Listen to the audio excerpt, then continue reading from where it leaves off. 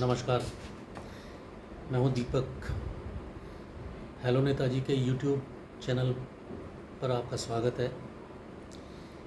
आज यूट्यूब का एक वीडियो देखते वक्त मुझे भाऊ तुलसेकर, जो महाराष्ट्र के एक बेहद वरिष्ठ पत्रकार हैं, उनका एक वीडियो नज़र आया। उसके सुनते वक्त उन्होंने कुछ ऐसी बातें कहीं जो बेहद गंभीर हैं। अनुपम मिश्रा के साथ उनके इस पॉडकास्ट में उन्होंने आसाम और बंगाल के चुनाव पर चर्चा करते हुए कहा कि बंगाल में अब वास्तविक अर्थों में एक सेकुलर सरकार आई है। उनकी इस लाइन को जैसे मैंने सुना, मैं थोड़ा चौंका। मुझे लगा ये थोड़ी सी नई और अलग हटके एक बात आई है।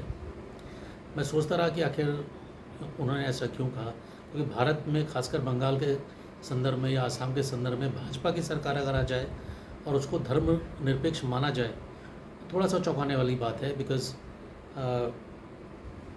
जो तथाकथित जो सेकुलर जो ताकतें हैं या सेकुलर पार्टियां हैं, वो भाजपा को एक परम सांप्रदायिक पार्टी के रूप में देखती आई हैं। और बहुत से पत्रकार और बहुत से यूट्यूब चैनल के जो इन्फ्लुएंसर हैं वो भी इसी तरह से बातें करते हैं। अगर आप रवीश के नज़रिए से या ध्रुव राठी के नज़रिए से या हरफा के नज़रिए से एक पूर्वाग्रहों की पोटली अपने सर पर लेके घूमेंगे तो आपको ये बात समझ में नहीं आएगी। लेकिन अगर बहुत गहराई से अगर आप इस पर सोचेंगे तो आपको समझ में आएगा कि भाऊ ने कितनी गहरी बात कही है।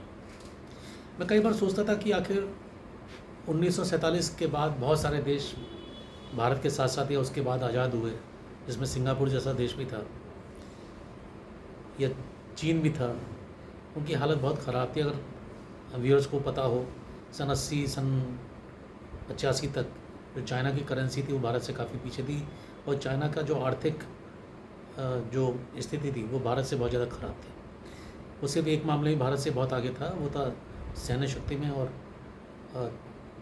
क्षेत्रफल जो उसका था वो काफ़ी बड़ा था। आखिर ऐसी कौन सी वजह थी कि भारत पिछले 75 साल से या कहें पिछले 60 साल से तक, पिछले 60 साल तक आज़ादी के बाद रेंगता रहा, सरकता रहा, लेकिन कभी विकसित राज्य नहीं बन पाया, विकसित देश नहीं बन पाया। ना हम कोई ढंग की पॉपुलेशन की कोई पॉलिसी बना पाए, ना कोई ढंग की हम शिक्षा नीति बना पाए, ना हम ढंग की कोई स्वास्थ्य की पॉलिसी बना पाए, ना हम कोई इंडस्ट्रियल पॉलिसी बना पाए। अगर बहुत गहराई से सोचेंगे, भारत की जनसंख्या की पॉलिसी सिर्फ एक वजह से नहीं बन पाई कि वहाँ पे अपीजमेंट की पॉलिसी उसके पीछे निहित थी, जिसके पीछे एक इतना बड़ा षड्यंत्र, मैं कहूँगा, एक देश के खिलाफ, हिंदुओं के खिलाफ, जिसने उस पॉलिसी को बनने ही नहीं दिया। क्योंकि जनसंख्या की पॉलिसी नहीं बन पाई, इसलिए शिक्षा की पॉलिसी भी नहीं बन पाई। आपने बहुत सारे शिक्षा के नाम पर बहुत सारे मुस्लिम यूनिवर्सिटीज़ बना डाली। अलीगढ़ मुस्लिम यूनिवर्सिटी, जामिया मुस्लिम यूनिवर्सिटी, हैदराबाद में एक यूनिवर्सिटी, बहुत सारे और भी प्रोसेस में हैं। बनारस की हिंदू यूनिवर्सिटी से अगर कंपेयर करते हैं तो बनारस की हिंदू यूनिवर्सिटी और अलीगढ़ मुस्लिम यूनिवर्सिटी में बहुत ज़्यादा फ़र्क है। अलीगढ़ की मुस्लिम यूनिवर्सिटी में आप कोई आरक्षण आज तक लागू नहीं कर पाए, जबकि बनारस हिंदू यूनिवर्सिटी में बहुत आरक्षण जितना भारत के अन्य यूनिवर्सिटीज़ में होता है उसी तरह से लागू। और आज भी भारत सरकार से पैसा लेने के बावजूद जामिया और अलीगढ़ मुस्लिम यूनिवर्सिटी में उनके ही कानून चलते हैं माइनॉरिटीज़ के। आप वहाँ कुछ भी नहीं कर सकते। आखिर ऐसा क्यों चल रहा है, ये बात समझ में नहीं आती। अब मैं पॉइंट पे आता हूँ। भाऊ ने कहा कि बंगाल में एक वास्तविक धर्मनिरपेक्ष सरकार आज़ादी के 75 साल बाद बनी। आखिर भाऊ ने ऐसा क्यों कहा, ये सोचने की ज़रूरत है। भाजपा की कहीं भी सरकार अगर बनती है, चाहे वो केंद्र में बनी हो या राज्यों में बनी हो, कभी उन्होंने कोई ऐसी पॉलिसी नहीं लाई, कोई ऐसी पॉलिसी उन्होंने इम्प्लीमेंट नहीं की जहाँ उन्होंने मुसलमानों को या दूसरे अल्पसंख्यक जो समुदाय हैं उनको किसी भी सुविधा से वंचित रखा हो। प्रधानमंत्री आवास योजना में भी जो सबसे ज़्यादा लाभ जिनको मिला है वो मुसलमानों को मिला है। जो अभी फ्री अनाज जो दिया जा रहा है उसमें भी बहुसंख्यक परिवारों को अगर आप देखेंगे उसमें भी मुस्लिम परिवार ही आपको ज़्यादा मिलेंगे।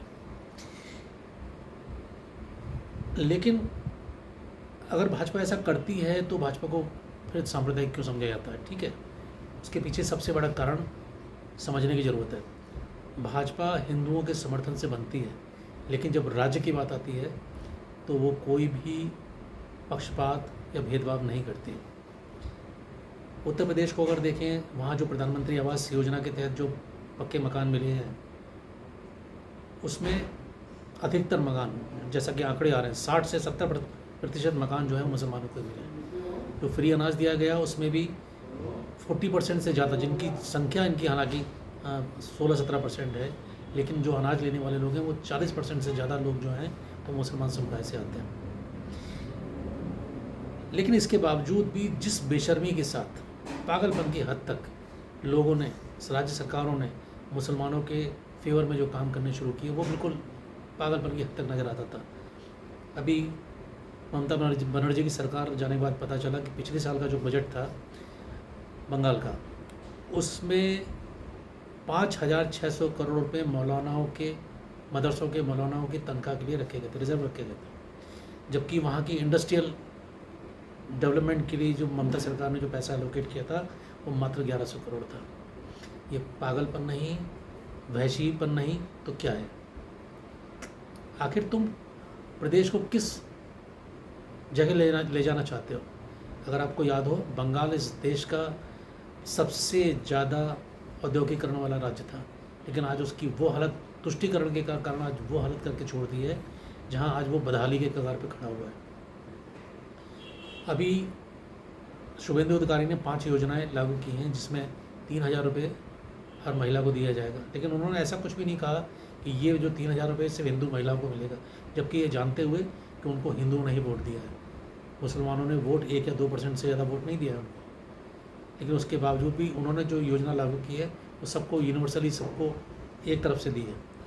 उन्होंने जो फ्री बस सर्विस महिलाओं के लिए की है उसमें भी सबको एक समान रूप से उन्होंने दिया है। उत्तर प्रदेश में भी आप देख लीजिए, आसाम में भी देख लीजिए। आसाम में भी जो हिमंत बिस्वा शर्मा जो बोलते हैं वो हमेशा एक ही बात बोलते हैं, मियाँ भाई। मियाँ भाई मतलब बांग्लादेश के जो मुसलमान हैं, वो आसाम के जो मुसलमान हैं या भारत के जो मुसलमान हैं उनके खिलाफ एक शब्द नहीं बोलते। तो सारी चीज़ों को अगर आप नोट करें और तोलें और वास्तविक रूप से अगर उसका अध्ययन करें तो आपको समझ में आएगा कि भाजपा ही इस देश में रियल सेकुलरिज्म लेके आई है। कांग्रेस ने सिवाय इस देश को खजाने के लूटने के अलावा, सिर्फ एक वोट, मुसलमानों को एक वोट बैंक की तरह से यूज़ करने के अलावा कोई दूसरा काम नहीं किया है।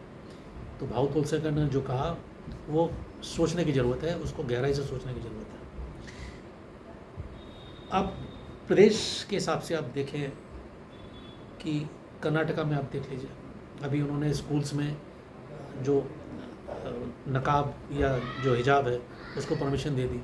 लेकिन मेरा एक मानना यह है कि अगर मुस्लिम बच्चियों का हिजाब पहन के उनको जाना है तो एक बात तो समझ में आती है कि पढ़ाई से उनका कोई सरोकार नहीं है। धर्म उनके लिए पहला है, पढ़ाई उनके लिए पहली नहीं। अगर वो पढ़ने जाती तो ये बातें कभी अपने दिमाग में नहीं रखती। वहाँ भी यही हालत है कि मदरसों को ये सुविधा है, मुसलमानों को ये सुविधा है। तेलंगाना में भी हेमंत रेड्डी जो है बिल्कुल ही बिछे जा रहे हैं मुसलमानों को सुविधाएं देने के नाम पर, और उन्होंने तो एक बार बता ही दिया कि सर्वश्रेष्ठ धर्म जो है वो इस्लामी है। बंगाल के बारे में मैंने बता ही दिया। अच्छा हाँ, एक बात और बताना भूल गया कि ममता बनर्जी की सरकार ने 580 किलोमीटर का जो बॉर्डर बांग्लादेश से लगता है उसमें ज़मीन देने से बीएसएफ को मना कर दिया। कारण क्या था? कारण सिर्फ एक था, मुस्लिम तुष्टिकरण। बांग्लादेश से जो मुसलमान आते थे या वहाँ से जो उनका ट्रांसपोर्टेशन का जो काम होता था, जिससे अवैध रूप से वो यहाँ आराम से आ जाते थे, स्मगलिंग में इन्वॉल्व थे, बहुत सारी चीज़ें थी, वो धंधा उनका चल रहा था सिर्फ इसलिए कि उनको मुसलमानों को बचाना था। ममता बनर्जी ने तो ये भी नहीं सोचा कि राष्ट्र हित जो है वो आगे लेके आना चाहिए या वोट हित आगे लेके आना चाहिए। उन्होंने जो राष्ट्र हित था तो उसको तो कुचल दिया, और वोट हित जो है उसमें पूरी तरह मुलव्विस हो गए। अखिलेश यादव को का राज अगर आपको याद हो 2017 से पहले, उनके साथ भी यही था। कब्रिस्तान की दीवारें बनाने के लिए पैसे, मौलाना जो हैं उनकी तनख्वाह के लिए पैसे, हज हाउस के लिए पैसे, ये पैसे वो पैसे। भाई अगर भारत एक सेकुलर स्टेट है तो माइनॉरिटी कमीशन की ज़रूरत ही क्या है? मेरा पर्सनल व्यू यही है कि भारत अगर सेकुलर स्टेट है, माइनॉरिटी कमीशन की कोई ज़रूरत नहीं है। यहाँ मानव कल्याण मंत्रालय होना चाहिए जिसमें सारे जो संप्रदाय हैं उनके हितों की बात होनी चाहिए। वक्फ बोर्ड की क्या ज़रूरत है? वक्फ बोर्ड ने सिर्फ पैसा कमाना और ज़मीनों पर कब्जा करने के अलावा कोई काम नहीं लिया। और मेरा मानना है कि 1947 में बंटवारे, धार्मिक आधार पर भारत के बंटवारे के बाद वक्फ बोर्ड का कोई रोल खत्म, कोई रोल नहीं है। ज़मीन बट गई, वक्फ बोर्ड को पूरी तरह ख़त्म कर देना चाहिए। अब यहाँ पर उनका कोई अधिकार नहीं है, किसी भी तरह का कोई अधिकार नहीं है।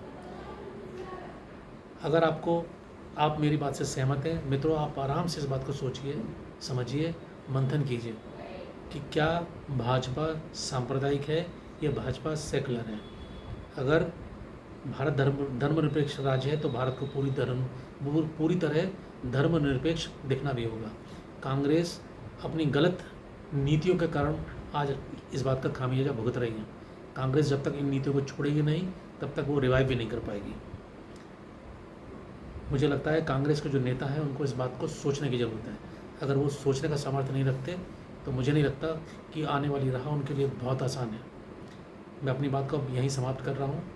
आपको अगर ये वीडियो अच्छा लगता हो, आप इस बात से सहमत हो तो इस वीडियो को लाइक कीजिए, सब्सक्राइब कीजिए और शेयर भी कीजिए। नमस्कार।